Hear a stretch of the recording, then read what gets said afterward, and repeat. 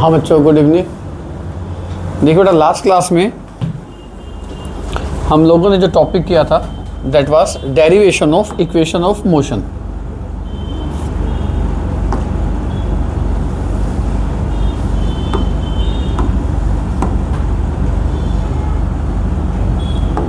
देखिए जी, हमने डेरिवेशंस किए थे ऑफ इक्वेशन ऑफ मोशन। आज हम जो टॉपिक करेंगे दैट इज सर्कुलर मोशन।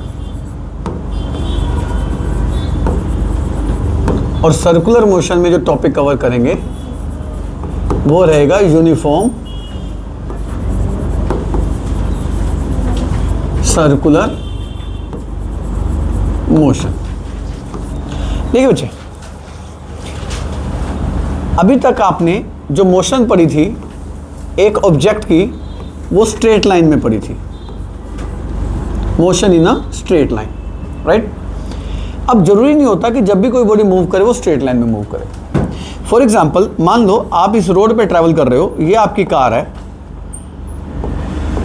आपकी कार के आगे कोई कार है, तो आप इस कार को ओवरटेक करके आगे निकल जाते हो और फिर ऐसे आ जाते हो। Now this is not a motion in a straight line, यानी कि मोशन अब स्ट्रेट लाइन नहीं रही। और कभी कभी ऐसा होता है, आपकी गाड़ी एक राउंड अबाउट पे आती है, आप इधर से आ रहे हो, आपको इधर जाना है, तो आपकी गाड़ी इधर से आएगी, ऐसे घूमेगी और इस तरीके से अपना राउंड लेके चली जाएगी। तो इस दौरान भी बॉडी ने जो मोशन करी वो स्ट्रेट लाइन की मोशन नहीं करी। यानी कि मोशन जरूरी नहीं कि जब भी हो कि वो हमेशा क्या हो, स्ट्रेट लाइन हो। एक और एग्जांपल है, जैसे आपकी जो वॉल क्लॉक होती है उसके अंदर एक आर हैंड होती है, एक मिनट हैंड होती है और एक सेकंड हैंड होती है। अब इसके अंदर भी जो आर वाली हैंड होती है ये एक दिन में एक बार और फिर एक बार और ये 2 बार घूमती है। यानी कि 3 जो बजते हैं दिन में 2 बार बजते हैं, एक बार दोपहर के बजेंगे, एक बार रात के बजेंगे, तो 2 बार आएगी। ऐसे ये जो मिनट हैंड होती है ये 1 घंटे में एक बार घूम जाती है, 1 घंटे में एक बार। पर एक दिन में कितने घंटे होते हैं? 24 घंटे। यानी कि ये ऐसे कितने चक्कर काटेगी? 24 राउंड काटेगी। तो आप बताओ ये कितनी बार सर्कुलर मोशन करेगी? 24 टाइम्स एक दिन में। और ये वाली कितनी बार सर्कुलर मोशन करेगी? 2 बार। ठीक है। तो और जो सेकंड हैंड होती है वो तो 1 मिनट में एक चक्कर काट लेती है। तो सर्कुलर मोशन तो ये भी कर रही है। और अगर आप देखें कि जो हमारा सन है, सन के अराउंड हमारे जो प्लैनेट्स हैं वो भी एक तरह से कौन सी मोशन कर रहे हैं? सर्कुलर मोशन कर रहे हैं। तो हमें थोड़ा सा आइडिया यहाँ पे क्या लेना 9th क्लास में सर्कुलर मोशन का। हाँ, आगे चल के 11th 12th में आप इसको डिटेल में पढ़ेंगे। पर जब हम सर्कुलर मोशन की बात करते हैं तो सर्कुलर मोशन से पहले एक काम करते हैं। मान लो ये एक स्क्वायर है, A B C D. Body यहाँ से ए से बी गई, बी से सी गई, सी से डी गई, डी से ए आई।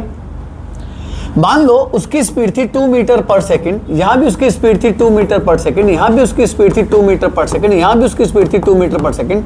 पर अगर आपसे पूछा जाए ए से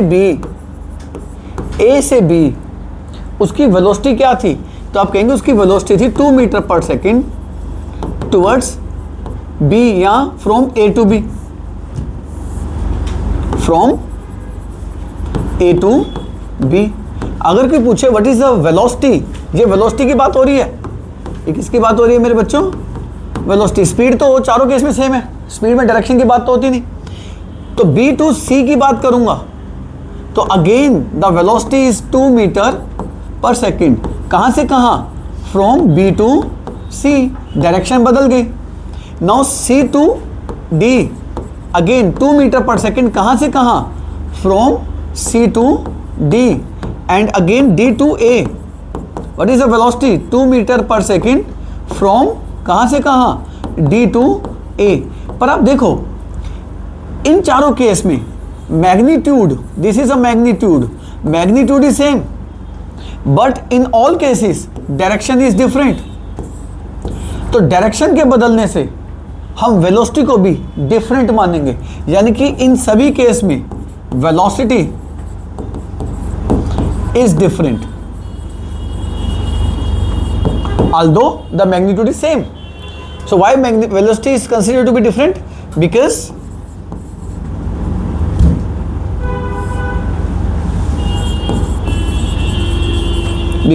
direction is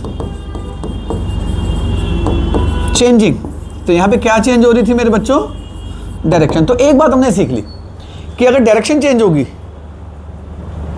तो वेलोसिटी भी चेंज मानी जाएगी. वेलोसिटी भी चेंज मानी जाएगी. मैग्नीट्यूड सेम है, डायरेक्शन बदल गई तो वेलोसिटी भी बदल गई. पर एक इमेजिन करो कि कोई एथलीट है, वो स्क्वायर में नहीं ऐसे हेक्सागन शेप के पार्क में घूम रहा है. तो अब हेक्सागन की शेप के पार्क में घूम रहा है कोई एथलीट, तो उसकी वेलोसिटी इस केस में इस डायरेक्शन में होगी, इस केस में इस डायरेक्शन में होगी, इसमें, यानी कि उसकी डायरेक्शन कितनी बार चेंज हुई? 6 बार. और मान लो वो एथलीट 5 मीटर पर सेकंड से मूव कर रहा है, 5 मीटर पर सेकंड से मूव कर रहा है, तो क्या हम ये कह दें कि उसकी स्पीड और वेलोसिटी दोनों केस में, हर केस में इक्वल है? तो देखो, स्पीड तो हर केस में सेम है. Speed is same in each case. 6 case में, 6 के 6 केस में स्पीड सेम है. पर वेलोसिटी को जरा देखो. वेलोसिटी यहां पे क्या है? 5 meter per second from A to B. Velocity यहां क्या है? 5 meter per second from B to C. यानी कि velocity is different in each cases. Why velocity is different? Because direction is changing. Direction is changing. पर अब आप imagine करो कि कोई एथलीट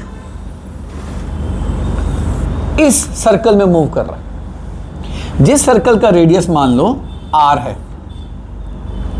अब यहां पे ध्यान से समझना बच्चों, हेक्सागन की कितनी साइड होती है मालूम है? 6. अगर ऐसे ऑक्टागन होता,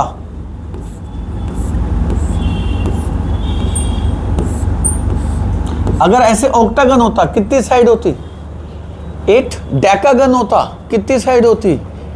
गन मतलब साइड्स, डेका मतलब 10. पॉलीगन होता लार्ज नंबर ऑफ साइड्स. अब जानते हैं सर्कल क्या होता है? Circle is something which is having infinite sides. यानी कि आप इसकी साइड कम करते रहो.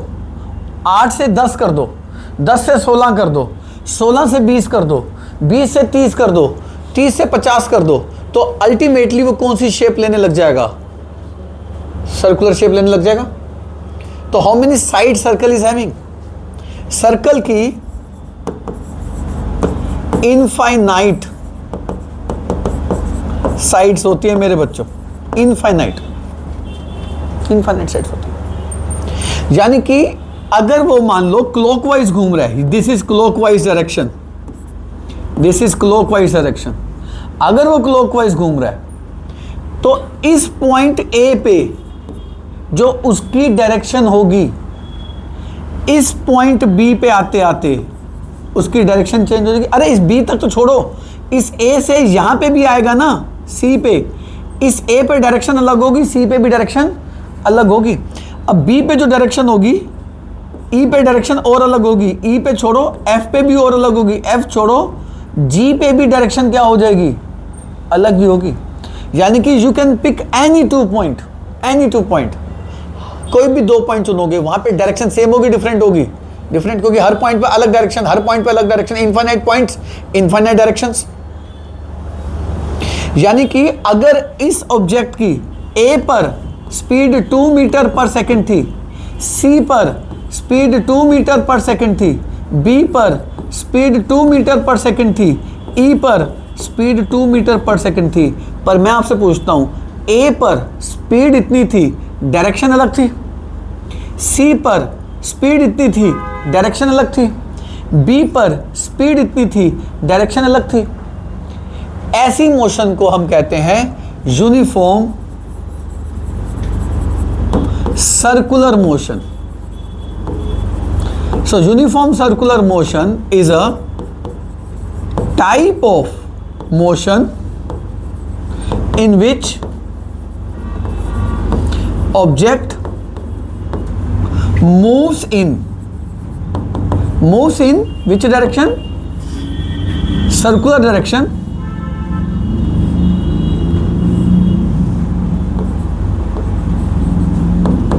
moves in circular path with constant speed, जरा ध्यान दो बच्चों शब्द पे, with constant speed, यानी कि स्पीड नहीं बदल रही, उसकी स्पीड नहीं बदल रही। पर मैं आपसे पूछता हूं, स्पीड नहीं बदल रही मैं मानता हूं, पर आप एक फैसला करो, इस पॉइंट पर इसकी डायरेक्शन और सी पर उसकी डायरेक्शन सेम होगी, डिफरेंट होगी? डिफरेंट होगी। अगर डायरेक्शन डिफरेंट है तो क्या डिफरेंट मान ली जाएगी? वेलोसिटी डिफरेंट मान ली जाएगी, क्योंकि डायरेक्शन बदली तो वेलोसिटी बदली।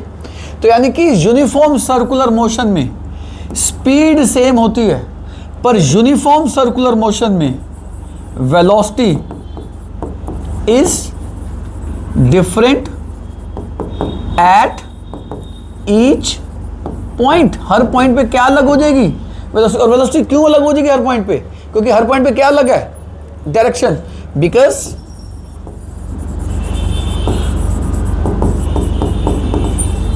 Direction is changing at each point. भैया जब हर पॉइंट पे डायरेक्शन बदल गई तो वेलोसिटी भी बदली मानी जाएगी। ये बात क्लियर होगी? अब इस पॉइंट को जरा दोबारा से देखो बच्चों, जैसे ये एक सर्कुलर पाथ है, ठीक है जी। अब इस पॉइंट ए पे था, मान लो ये ऐसे घूम रहा है बच्चों, ये ऐसे घूम रहा है, ऐसे क्लॉकवाइज घूम रहा है, जैसे घड़ी घूमते हैं ना, क्लॉकवाइज घूम रहा है। अब मान लो आपने इस पॉइंट ए पे डायरेक्शन निकालनी है और आपको कहे इस पॉइंट बी पे डायरेक्शन निकालनी है, ठीक है जी। अब डायरेक्शन निकालने का तरीका देखो क्या होता है। एक्चुअली जो सर्कल होता है ना बच्चों, आप एक नया शब्द सीखोगे, ध्यान से समझना। जो सर्कल होता है ना मेरे बच्चों, सर्कल के पॉइंट पर, किसी भी पॉइंट पर आप एक स्केल रखो। कोई स्केल है किसी के पास? मैं आपको स्केल का एग्जांपल देता हूं। आप किसी भी पॉइंट पर स्केल रखो, ठीक है। आपने स्केल ऐसे रखना है, दिखा मेरे बच्चे, आपने स्केल ऐसे रखना है कि वो स्केल इस पॉइंट को टच करे, बस टच करे। तो आप इस स्केल को ऐसे रख लोगे, बिल्कुल टच कर रहा है इस पॉइंट को। जैसे ही टच करे, आप इस पॉइंट पर एक लाइन खींच दो ऐसी। और लाइन कैसी खींचनी है? जो इस पॉइंट को क्या करता हुआ जाए? टच करता जाए, छू के जाए। फिर बच्चा कहता है कि कई बार सर 9th क्लास के बच्चों को थोड़ी दिक्कत आती है, पर आपको समझ में आ जाएगा, टेंशन मत लेना। बच्चा कहता है सर इस पॉइंट से लाइन खींचनी थी, मैं इस पॉइंट से ऐसे लाइन खींच देता हूं, ऐसे स्केल रख के ऐसे खींच देता हूं। नहीं सर, मैं ऐसे रख के ऐसे खींच देता हूं। नहीं सर, ऐसे रख के मैं ऐसे खींच देता हूं। नहीं, ऐसे रख के मैं ऐसे खींच देता हूं। नहीं, आपने उस पॉइंट पर लाइन ऐसे खींचनी है जो उस सर्कल को छू के जाए, टच करके जाए। जैसे मेरे हाथ को आप सर्कल मान लो, मेरे हाथ को आप सर्कल मान लो, इस पॉइंट पर मैंने कहा टेंजेंट खींचो, मतलब टच करते हुए निकालो। तो आप क्या करोगे? इस पॉइंट पर ऐसे स्केल लगाओगे, ऐसे स्केल लगा के यहां से क्या खींच दोगे? एक लाइन। जैसे लाइन ऐसे खींच दी तो आपको लग रहा है ये पेन मेरे हाथ को छू के निकल रहा है, टच करके निकल रहा है, लग रहा है? इस लाइन को हम मैथमेटिक्स में टेंजेंट कहते हैं, टेंजेंट एट गिवन पॉइंट। तो इस पॉइंट को मैं नाम क्या दे रहा हूं मेरे बच्चों? इस पॉइंट को P, और इस पॉइंट पे जो लाइन खींची मैं उसको क्या नाम दे रहा हूं? टेंजेंट। अब ध्यान से समझना, सर्कल में डायरेक्शन क्या होती है? किसी भी पॉइंट पर डायरेक्शन निकालनी है तो आप उस पॉइंट पर क्या ड्रॉ कर दो? टेंजेंट। तो टेंजेंट उस पॉइंट पर डायरेक्शन बन जाती है सर्कुलर मोशन में। अब जैसे मान लो ये ऐसे मूव कर रहा था, देखो ऐसे ऐसे ऐसे ऐसे ऐसे, तो आप टेंजेंट खींच के ये ऐसे मूव कर रहा है ना, आप देखो इस एरो को ऐसे लेके आओ, ऐसे लेके आओ, ऐसे लेके आओ और ऐसे एरो बना दो। समझ में आ गया एरो कैसे बनाना है? ऐसे इस पॉइंट से बाहर निकल जाओ, ऐसे। अब जैसे मान लो ये इस सर्कुलर मोशन में कोई ऑब्जेक्ट, फॉर एग्जांपल मान लो इस पॉइंट पे था और मोशन ऐसे कर रहा है। मोशन देख लो बच्चों, मोशन की डायरेक्शन दिख गई। आपको कहेगा give the tangent at this point. इस पॉइंट पे क्या मांग रहा है आपसे? Sorry, give the direction at this point, direction of velocity. देखो क्या होगी, डायरेक्शन निकालने के लिए क्या करेंगे हम? क्या करेंगे? इसको स्केल को ऐसे रखेंगे, और कैसे रखना स्केल को जल्दी बताओ, जो उसको क्या करे, जो उसको क्या करे, छू के निकल जाए।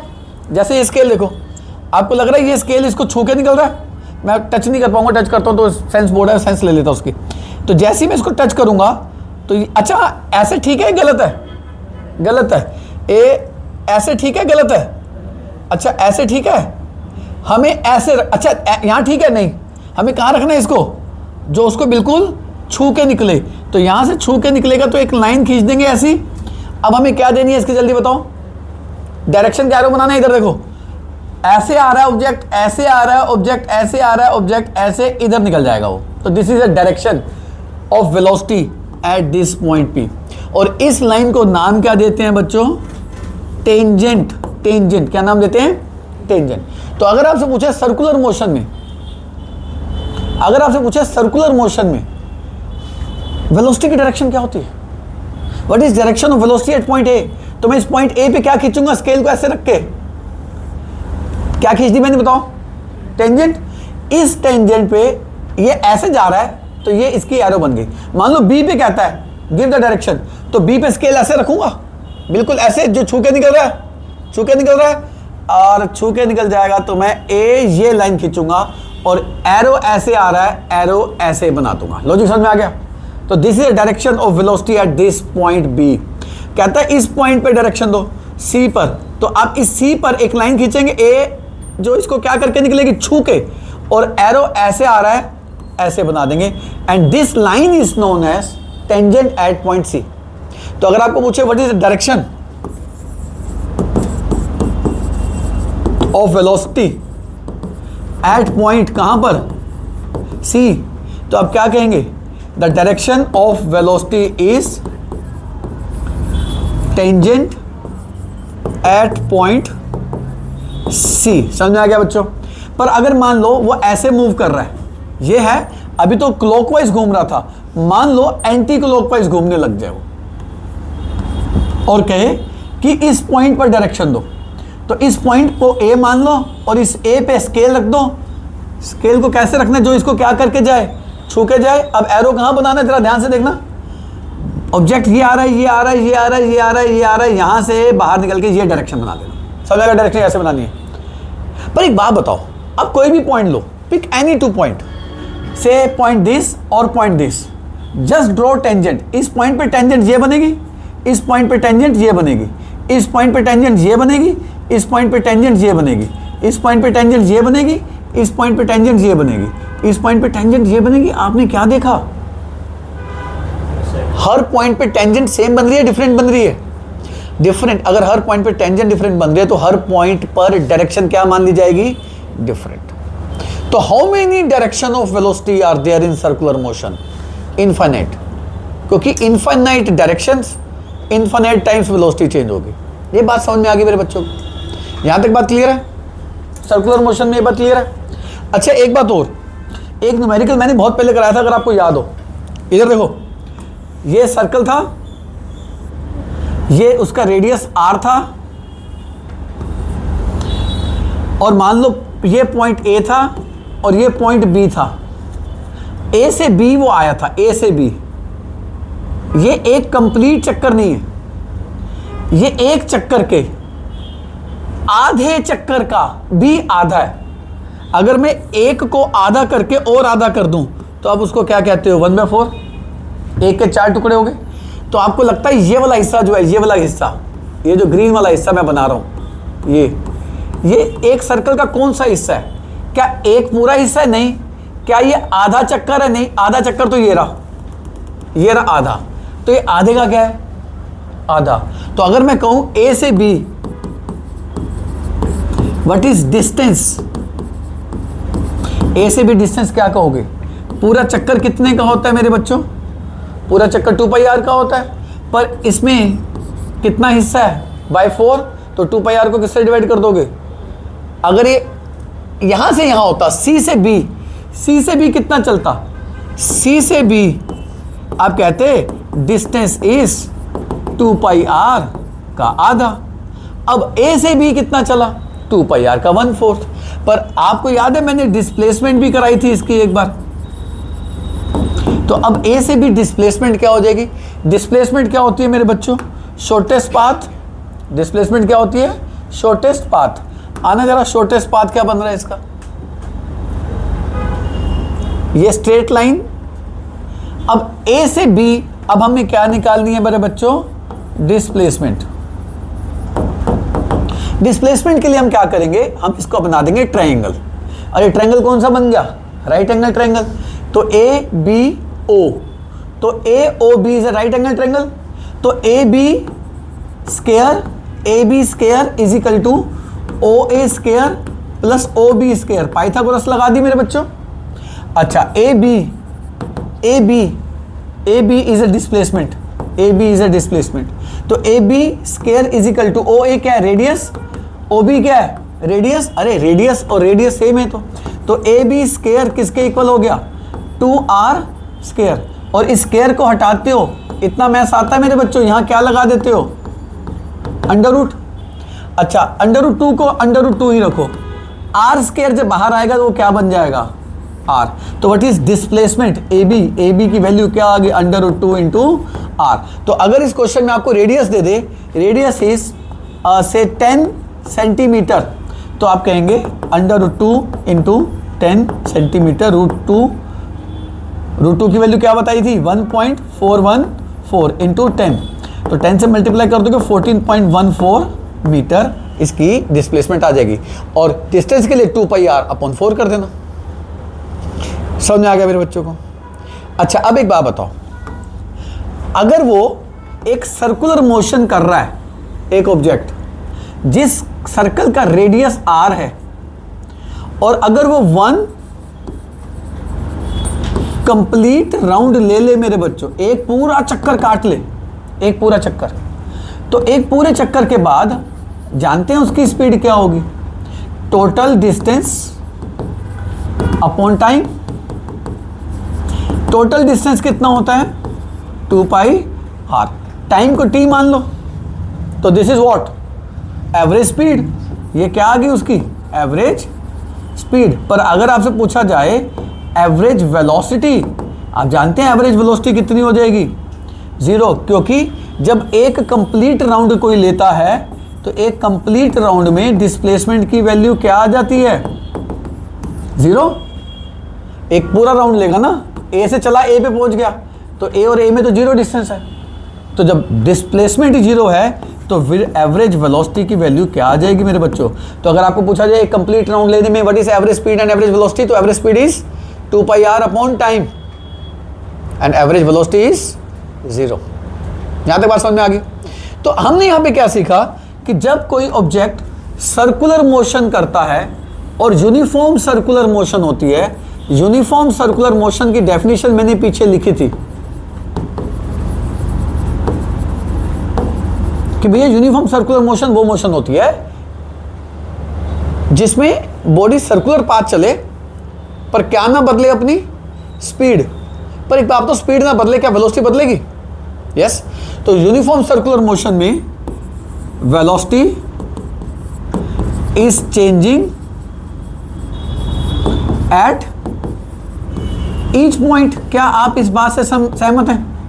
Velocity is changing at each point because direction is changing. So मैं आपसे एक बात पूछता हूं, याद करो जब वेलोसिटी चेंज होती है तो उस मोशन में एक्सेलरेशन भी होती है। एक्सेलरेशन होती है नहीं होती बच्चों? यहां पे क्या चेंज हो रही है? वेलोसिटी। अगर वेलोसिटी चेंज हो रही है तो यहां पे क्या मान ली जाएगी? क्या है यहां पर? Acceleration. So it is a uniform accelerated motion. तो एक यूनिफॉर्म सर्कुलर मोशन में वेलोसिटी चेंज होती है, इसीलिए उस मोशन को क्या कह सकते हो बच्चों? Uniform accelerated. क्योंकि एक्सेलरेशन का जन्म मैंने बताया था कब होता है? जब वेलोसिटी चेंज होती है। वेलोसिटी चेंज कब होती है? जब मैग्नीट्यूड बदले या डायरेक्शन बदले या दोनों बदले। यहां पे मैग्नीट्यूड तो नहीं बदल रहा, पर क्या बदल रही है? डायरेक्शन। डायरेक्शन बदली तो क्या बदली? वेलोसिटी। वेलोसिटी बदली तो किसका जन्म हो गया? एक्सेलरेशन का। तो क्या एक मैरी गो राउंड जो होती है, जो आप मैरी गो राउंड की राइड लेते हैं, इसकी अगर कोई राइड ले रहा है और ये यूनिफॉर्म सर्कुलर मोशन में चल रहा है, तो इसको क्या कहा जा सकता है? क्या ये एक्सेलरेटेड मोशन है, हाँ या ना? It is a accelerated. और कौन सी एक्सेलरेटेड? ये यूनिफॉर्म एक्सेलरेटेड मोशन मान ली जाएगी। हालांकि यूनिफॉर्म सर्कुलर मोशन के परफेक्ट एग्जाम्पल लाना बहुत मुश्किल है, ये आइडियलिस्टिक है, कह सकते हैं बड़ा मुश्किल है। आप एक गोल चक्कर का भी टर्न लेते हैं ना, तो आप देखना स्पीडोमीटर की स्पीड थोड़ी बहुत ऊपर नीचे हल्की तो हो ही जाती है।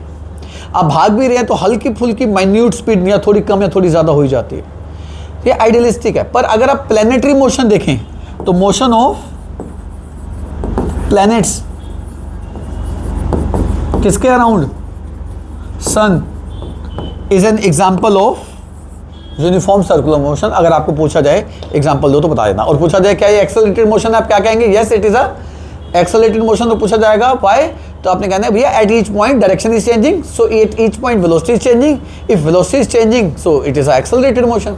अब मैं आपको सबूत दूंगा कि अगर कोई ऑब्जेक्ट ऐसे मूव कर रहा है, जैसे मान लो ऐसे घूम रहा है, ऐसे घूम रहा है क्लॉकवाइज, और मान लो एक आपने हाथ में एक रस्सी बांधी, ऐसे रस्सी से पत्थर बांधा, अब रस्सी का ये रेडियस हो गया, आप इस पत्थर को यूं घुमा रहे हो, यूं घुमा रहे हो, अब ध्यान से समझना, ऐसे घुमा रहे हो। मान लो आपने घुमाते घुमाते घुमाते घुमाते जब आपकी रस्सी यहां पे आई,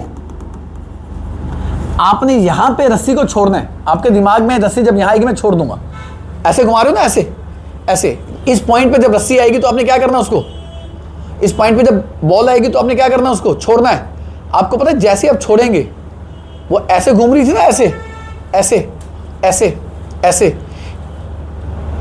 ऐसे, जैसे इस पॉइंट पे छोड़ेंगे, इस पॉइंट पर ऐसे घूम रही है, ऐसे, बताओ क्या होगा, इस पॉइंट पर ऐसे निकल जाएगी। आप बताओ इस पॉइंट पर ये जो लाइन खींची है क्या खींची, टेंजेंट नहीं खींची, तो टेंजेंट ही तो डायरेक्शन है, और जिसमें डायरेक्शन होगी बॉल उसी डायरेक्शन में तो भागेगी। चलो अब मैं ऐसे घुमा रहा हूं, ऐसे, सॉरी उल्टा घुमा रहा हूं, ऐसे ऐसे घुमा रहा हूं, ये ऐसे ऐसे ऐसे ऐसे, ये यहां पे छोड़ूंगा, यहां पे बताओ, यहां पे छोड़ूंगा मैं, यहां पे छोड़ूंगा मैं, यहां पे छोड़ूंगा मैं, यहां पे छोड़ूंगा, मतलब जैसे छोड़ूंगा बॉल कहां जाएगी, सीधी ऐसे। आप बताना ये पॉइंट पे ये लाइन क्या बन रही है, डायरेक्शन, और इसी पॉइंट को हम क्या कहते हैं, टेंजेंट। तो डायरेक्शन टेंजेंट ही तो होती है, समझ में आ गया। तो अगर आप इस पॉइंट पर ऐसे घुमा रहे हो, ऐसे घुमा रहे हो, इस पॉइंट पे छोड़ोगे तो बॉल ऐसे जाएगी ना मेरे बच्चों, और अगर बॉल ऐसे चली गई तो ये डायरेक्शन ऑफ वेलोसिटी आ गई, ये डायरेक्शन ऑफ वेलोसिटी आ गई, और इस पॉइंट को इस लाइन से हम क्या कह सकते हैं, तो टेंजेंट ही डायरेक्शन होती है वेलोसिटी। कब क्लियर हो गया टेंजेंट क्यों होती है। तो अगर कोई यूनिफॉर्म सर्कुलर मोशन कर रहा है तो किसी पॉइंट पर रिलीज हो जाए तो किस डायरेक्शन में भागेगा, जो उस पॉइंट पे डायरेक्शन होगी उस पॉइंट पे भागेगा। जैसे मान लो कोई झूला झूल रहा है, मैरी गो राउंड ले रहा है, ऐसे ऐसे वाली राइड ले रहा है जो मेलों में लगता है, अगर कोई गलती से बच्चा ऊपर यहाँ पे पॉइंट पे खुल गया तो खुलने के बाद झूला तो नीचे चला जाएगा, पर बच्चा किस डायरेक्शन में जाएगा, टेंजेंट की डायरेक्शन में जाएगा। समझ में आ गया। फिर टेंजेंट की डायरेक्शन में जाने के बाद फिर थोड़ा कर्व हो जाएगा, पर स्टार्टिंग मोशन उसकी किस डायरेक्शन में जाएगी मेरे बच्चे, टेंजेंट की डायरेक्शन में जाएगी। लॉजिक क्लियर हो गया। आगे चलने बच्चे, आ जाओ। अब हम कुछ क्वेश्चन कर लेते हैं एनसीईआरटी के जो रह गए थे।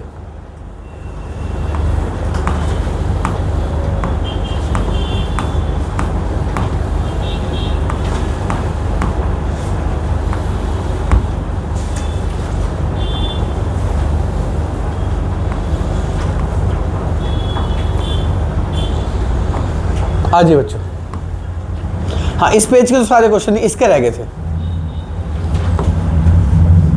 हाँ ये हमने कर लिए थे, ये वाला भी कर लिया था। आओ इस क्वेश्चन को करते हैं बच्चों। Question number 11, a student said the earth moves around the sun. ठीक है, वो सभी जानते हैं। In this context, discuss whether the object kept on the earth can be considered to be at rest. देखो, मान लो इस रूम में ये टेबल पड़े हैं, ये चेयर पड़ी है। आपके हिसाब से चेयर और टेबल क्या है, रेस्ट पे है। और आप मुझे देख रहे हो इस समय, मैं मोशन में हूँ रेस्ट में हूँ, मैं मोशन में हूँ रेस्ट में हूँ, मैं तो रेस्ट में हूँ। मेरी पोजीशन कहाँ चेंज हो रही है, आपकी पोजीशन भी चेंज नहीं हो रही।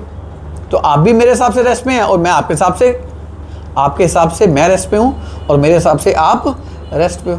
पर मान लो सन पे कैमरा लगा दिया, हालांकि सन पे कैमरा नहीं लग सकता, इमेजिन कर लो, और कोई सन से जूम करके हमें देख रहा है, तो बताओ सन से जब हमें कोई देखेगा या मून से हमें कोई देखेगा तो आपको क्या लगता है? हम रेस्ट पे दिखेंगे उसको, मोशन में दिखेंगे? मोशन में, क्योंकि अर्थ मूव कर रही है तो अर्थ के साथ साथ हम भी मूव करेंगे, हमारी पोजीशन चेंज होगी। तो सन के रिस्पेक्ट में हमारी पोजीशन, चाहे रेस्ट में हम यहाँ पर, हम उसके हिसाब से क्या आ जाएंगे बताओ बच्चे? मोशन में आ जाएंगे, नहीं आ जाएंगे? तो we all are at rest with respect to each other, but from sun point of view, if the sun is a reference, then we all object at earth are in motion। हम सब motion में हैं बच्चे। मेरी logic समझ में आ गया अपने बच्चों को? तो हम सब इसमें रेस्ट पे, मोशन में, एक दूसरे के रिस्पेक्ट में, रेफरेंस में, रेस्ट पे, सन के रेफरेंस में we are not at rest, we are in motion. तो यहां से लिख लोगे?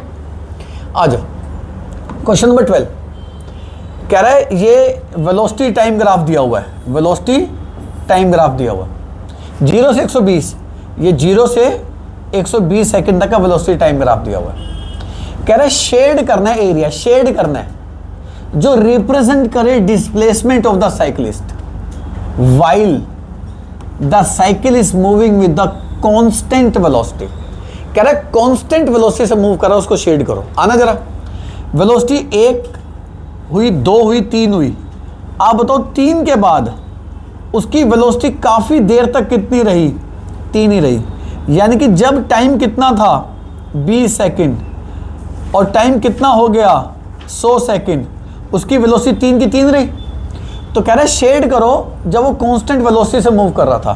तो आपने इस हिस्से को क्या कर देना है मेरे बच्चों? एग्जाम में शेड कर देना, कहना ये रहा shade when the object is moving at constant velocity, shade कर दोगे। नेक्स्ट क्वेश्चन क्या कह रहा है? ये फर्स्ट पार्ट का आंसर है, when the velocity of the cyclist is decreasing। अब बताओ ऐसा हिस्सा शेड करना है जब वेलोसिटी कम हो रही है, ये तो इंक्रीज हुई है, ये कांस्टेंट, ये डिक्रीज हुई है, ये यहां से डिक्रीज होना यहां तक, तो आप इस हिस्से को उठा के क्या कर देना मेरे बच्चों? शेड। तो आपने कहना ये शेड जो है, in this case the velocity is decreasing and in this case the velocity is increasing. Is that clear? कितना आसान क्वेश्चन है। फिर वो क्या कह रहा है? Also calculate displacement and the average acceleration in the 1/20th second। कह रहा है 120 सेकंड तक, 120 सेकंड तक, यहां तक आपको कह रहा है डिस्प्लेसमेंट निकालो। निकालें डिस्प्लेसमेंट? आप बताओ वेलोसिटी टाइम ग्राफ में अगर हम एरिया निकाल लें तो एरिया निकालने से क्या निकल जाती है? बोलो डिस्प्लेसमेंट। तो एरिया निकाल लें, पर इसमें एरिया पता क्या निकलने वाले हैं? ध्यान से देखना। एक तो भैया ये एरिया निकलने वाला है, इसको मैं एरिया ए बी सी कह दूं, ट्रायंगल हो गया ये। तो एक एरिया ये बनने वाला है ए बी सी, तो ये रहा, इसको डी कह दो, इसको ई कह दो, ये एरिया ऑफ रेक्टेंगल हो गया। अब ध्यान से देखो, ये area D E F G, ये क्या बन गया मेरे बच्चों? ट्रेपेजियम। शुरू करें। तो आप बताओ, सबसे पहले आप निकाल लो एरिया ऑफ ट्रायंगल। बोलो ट्रायंगल का नाम दे देना, ए बी सी दे दूं तो उसको S1 कह देते हैं, S1। ये हो गया S1, ये हो गया S2, ये मेरे बच्चों S3। आना S1 एरिया ऑफ ट्रायंगल क्या होता है? Half into base into height. आना मेरे बच्चों, बेस ढूंढना, बेस ट्रायंगल का बेस ये रहा B से लेके C तक, ये रहा B से लेके C तक 20 है, 20। हाइट देखना, हाइट A से लेके B तक, ये लो A की वैल्यू 3 है। समझ आ गया मेरे बच्चों? कितना आ गया?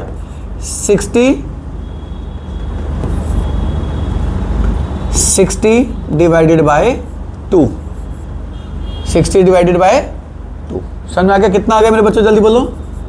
30 मीटर। अब आओ जो S2, S2 क्या है? एरिया ऑफ रेक्टेंगल लिख देना, एरिया ऑफ रेक्टेंगल। आना, एरिया ऑफ रेक्टेंगल क्या होता है? लेंथ इंटू, बताओ जी लेंथ कितनी है? 20 से शुरू हुआ 100 तक गया, ये D 100 है, 20 से लेके 100 तक कितना डिफरेंस हुआ? 80। आ जाओ, लेंथ इज 80। ब्रेड्थ देखना, ये रही, यहां से यहां तक 3। तो कितना आ गया, 8 सीधा 24, 240 मीटर। S3 ये क्या हो जाएगा, area of trapezium. Area of trapezium होता है हाफ इंटू, मैंने बताया था, हाफ इंटू पैरेलल साइड को ऐड करो, जो पैरेलल साइड है उनको ऐड कर लो और मल्टीप्लाई किससे कर दो, पैरेलल साइड का जो डिफरेंस हो।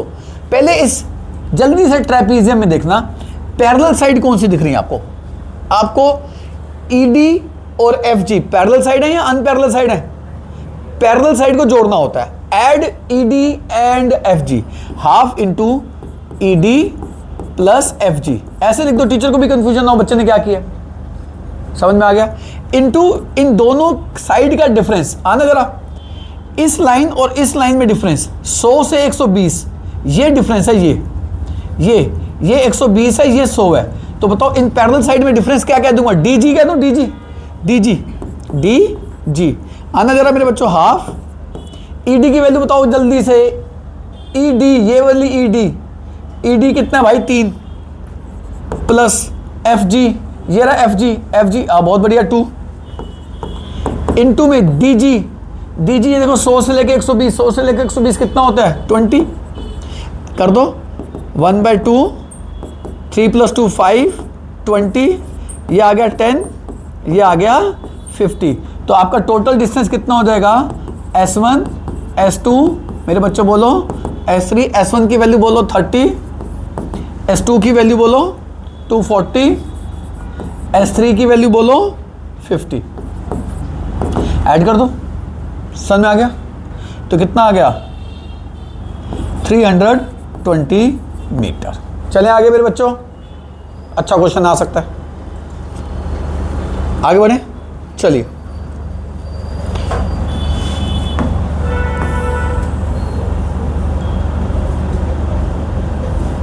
क्वेश्चन नंबर 14 देखिए,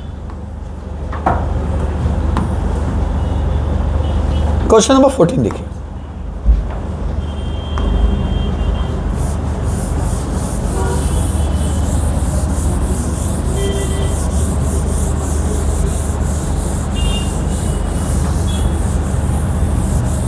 क्या हो गया इसको,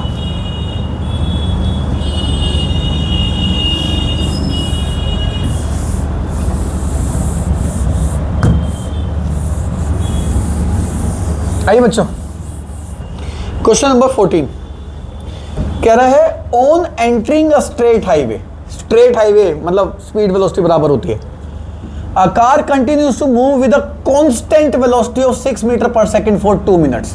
कह रहा है एक हाईवे पे जब एंट्री मारी है कार ने, जैसी ये कार एक हाईवे पे आई वो 6 मीटर पर सेकंड से चलती रही, कितनी देर तक चलती रही, 2 मिनट में सेकंड कितने होते हैं, 60 से मल्टीप्लाई कर दो, कितने सेकंड हो गए भैया 120 सेकंड, 120 सेकंड तक कितनी स्पीड से चलती रही, 60 की स्पीड से, 6 की स्पीड से चलती रही, समझ में आ गया, 6 की स्पीड से चलती रही, 6 मीटर पर सेकंड से। देन एक्सेलरेट, फिर उसने एक्सेलरेटर पे पैर रखा कि चल थोड़ी स्पीड बढ़ाते हैं भाई, और एक्सेलरेशन कितनी कर दी उसने, 1 metre per second square, 1 metre per second square की एक्सेलरेशन कर दी। कितनी देर तक एक्सेलरेशन रखी उसने, 6 सेकंड तक वो 1 मीटर पर सेकंड स्क्वायर से एक्सेलरेट होती रही। अच्छा, what is the meaning of acceleration, velocity का चेंज होना, यानी कि हर 1 सेकंड में कितनी वेलोसिटी चेंज कर रही है वो, 1 मीटर पर सेकंड, फिर अगले में 1 मीटर पर सेकंड, फिर अगले में 1 मीटर पर सेकंड, अगले में 1 मीटर पर सेकंड चेंज करती रही। और कब तक करती रही, जब तक टाइम कितना ना हो गया 6 second. Find the displacement of the car on a straight highway, 2 minute 6 second के बाद क्या निकालनी है, आना जरा बच्चों, लगाना जरा इसका ग्राफ, इधर देखो बच्चों, ये रहा ग्राफ, यहां पे अब क्या बना देना, वेलोसिटी, यहां पे क्या बना देना, टाइम। आप बताना जब वो हाईवे पे घुसी तो उसकी स्पीड थी ना कुछ, कितनी स्पीड थी उसकी, 6 की। अब एक काम करो, इसको कह दो 3, इसको कह दो 6, और ये रहा टाइम, अब बताना कितने टाइम तक उसकी स्पीड 6 रही, कितने टाइम तक उसकी स्पीड 6 रही, जरा बताना, जल्दी बताओ, 120 सेकंड तक।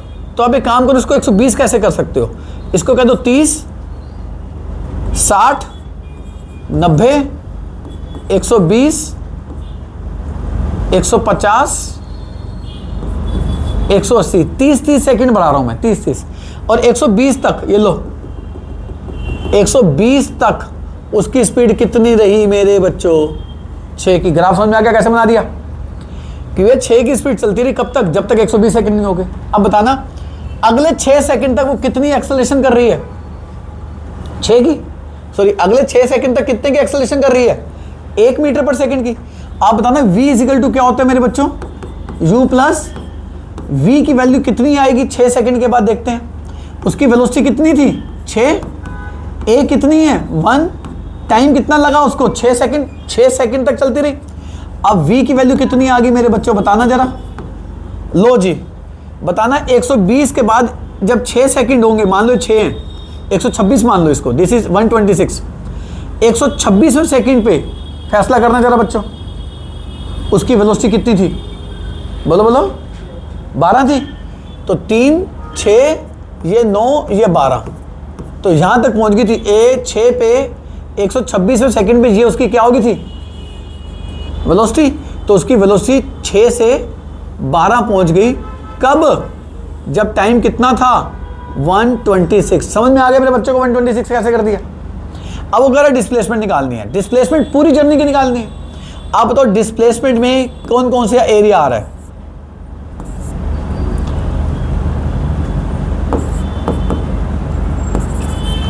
डिस्प्लेसमेंट में एक तो आ रहा है एरिया ऑफ रेक्टेंगल, और क्या आ रहा है जल्दी बताना, एरिया ऑफ ट्रेपीजियम। फैसला करो जी, रेक्टेंगल लेंथ इनटू ब्रेड्थ, ये रही लेंथ, देख लो बच्चों लेंथ देख लो, ये रही लेंथ और ये रही ब्रेड्थ। बताओ जी किसको किससे मल्टीप्लाई कर दूं, 120 को मल्टीप्लाई कर दो 6 से, ये तो एरिया ऑफ रेक्टेंगल आ गया। अब क्या बच गया, जल्दी से फैसला करो, एरिया ऑफ ट्रेपीजियम क्या होता है, हाफ इनटू, फैसला करो, sum of parallel side, A plus B नहीं बोलना, सम ऑफ पैरेलल साइड बोलना है। अब तो पैरेलल साइड कौन सी दिख रही है आपको, ए बी और सी डी, ए बी और सी डी पैरेलल साइड है। ए बी को जोड़ दो और किसको जोड़ दो, और मल्टीप्लाई कर दो किससे, डिस्टेंस से, उन दोनों के बीच में डिस्टेंस ये रहा। कौन बताएगा ये वाली वैल्यू कितनी है, ये वाली वैल्यू 120 से लेके 126 तक, 6 मल्टीप्लाइड बाय 6, तो कितना आ गया,